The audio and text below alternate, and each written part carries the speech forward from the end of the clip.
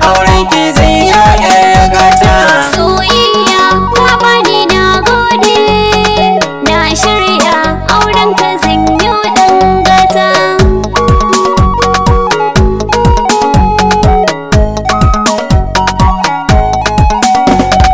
Na dace soyayya kin bani, zan zauna koyaushe zaki ganni.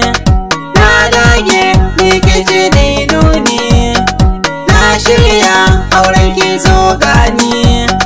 Na baki maso ki zo zauna, na shirya yau ta so har ƙauna.